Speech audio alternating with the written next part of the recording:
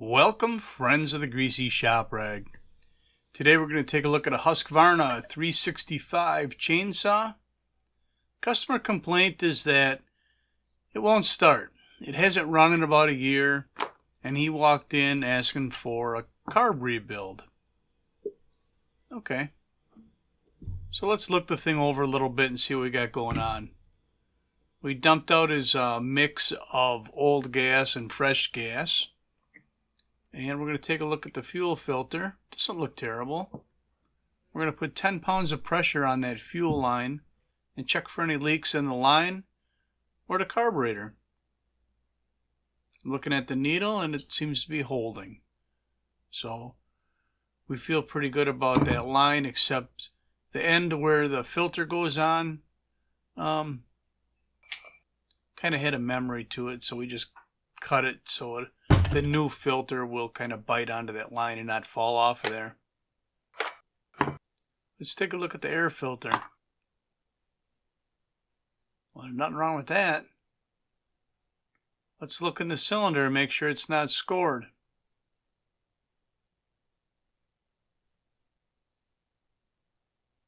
I mean, that spark plug looks darn near new.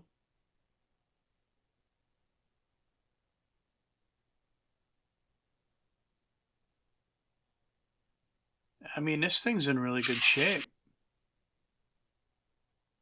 We'll put that old plug right back in there.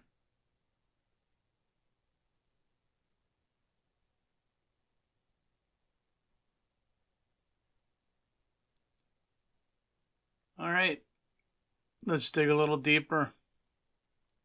There's a bail that holds that air filter on. We'll just flip the bail back and lift it off. But look how clean this thing is. I mean, this saw looks like it was serviced and sat around for a year. It doesn't look like it was used. I don't see any sawdust. If he's doing this good of a maintenance, a job of maintenance, that's a possibility. I mean, the guy did walk in asking for a carb rebuild. Maybe he knows about equipment. So we're going to take the fuel lines off the side here. Here's the choke lever. We got to get behind it and pop it through the linkage on the carburetor. And we'll get it right out of the way. Get our other fuel line off. And then a 3mm hex is needed to remove the 2 bolts that hold the carburetor on. And our throttle wire, we got that off of there. Get our other carb bolt out.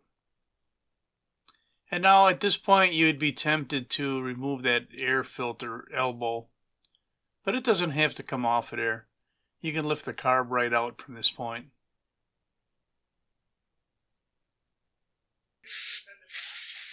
Blow the little bit of debris off that there. Now, all kinds of parts just hit the floor. If you see there's that one red piece sitting on the bench, that's a sleeve that the carb bolt goes through. The other one's laying on the floor. And I had dropped that that boot that the adjustment screws, that where you run the screwdriver through to get to the adjustment screws. I dropped that too. So we took our pump cover off. We looked at the micro screen and looked all right.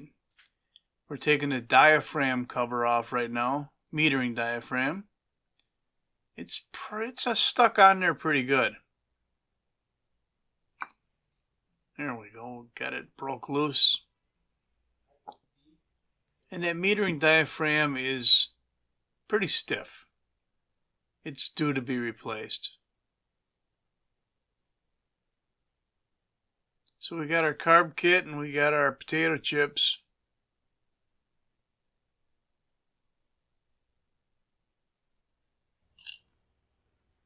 Yeah, another trick here is to try and eat the chips without getting too many crumbs in the carb rebuild, eh?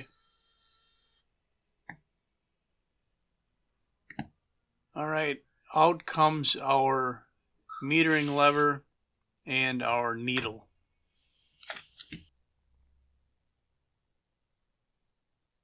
In goes another potato chip.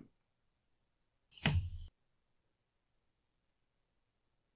little bit of gasket was still on the surface there. I wanted to scrape that off. Here's our spring. We'll drop that in place on the carburetor.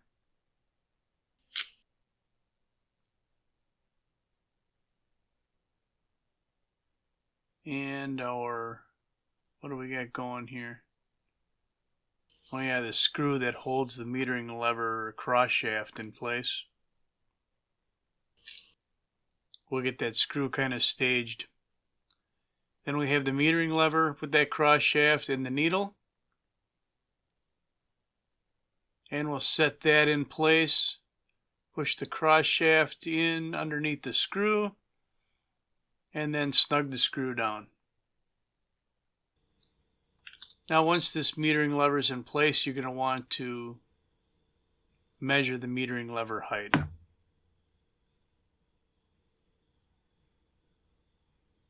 And in this case, that metering lever should be flush with the sides of the carburetor. So I'm just using a razor blade as a straight edge to measure that height. If it touches the razor blade, then we want to lower the metering lever height just by bending the lever itself.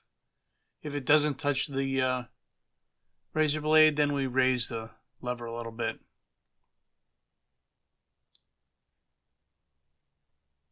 Alright, this is our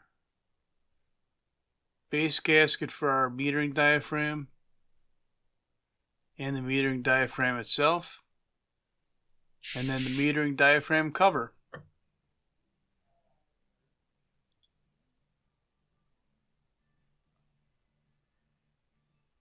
And we'll get this all screwed together.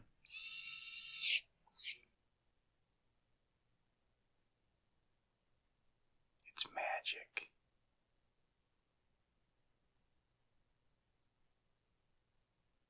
There's a little piece of schmutz in there. I'm not sure what it was. I can tell you that it wasn't a potato chip crumb.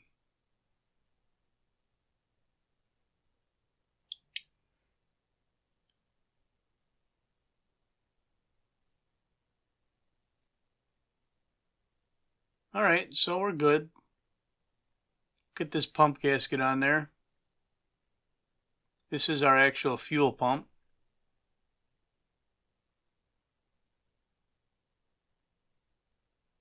And then you just got to choose the right gasket. Sometimes there's a couple different ones.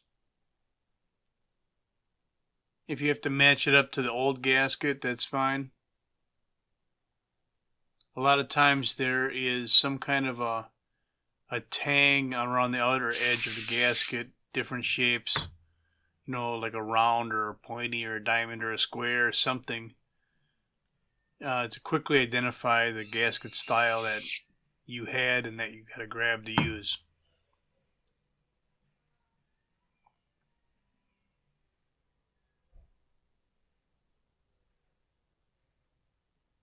I got to figure out what the name of that piece is.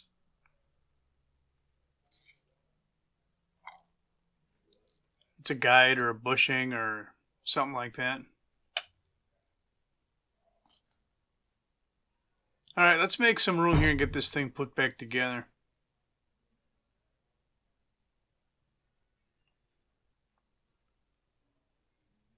You just drop it into place.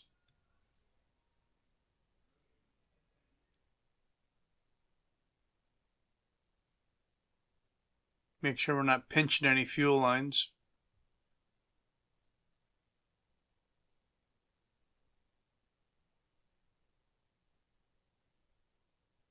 So we get the lines on, we're going to put the choke lever in.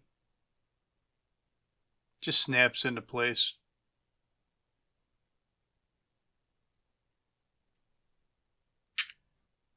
Now remember, when you do this, if you had those red bushings out of the carburetor, they got to go back in. See the one laying on the bench right there? I forgot it. So, I mean, I didn't go back through and show you me taking the carburetor back off and putting that bushing back in there, but Before this thing went out the door, I had to do that. So let that be a lesson. Don't forget your red bushings. And it actually makes a difference. That bushing has to be in there, so don't just skip that. You know, maybe if this guy was spending less time eating potato chips and more time on the repair, that wouldn't have happened.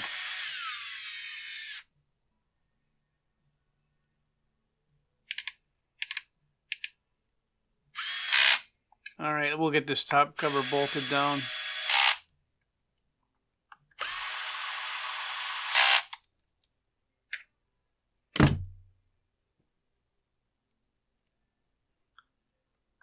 And we're going to run the old air filter.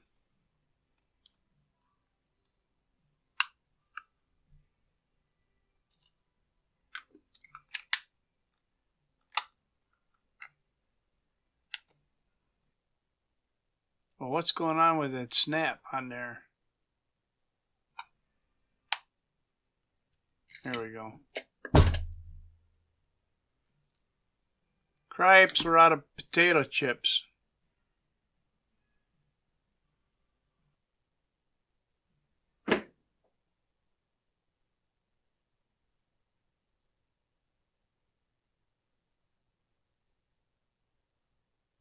So let's see if this thing runs, even without that proper bushing in there. We're just looking for fuel leaks right now. So that's all I got for you on the 365 carb refresh. Thanks for watching. Later.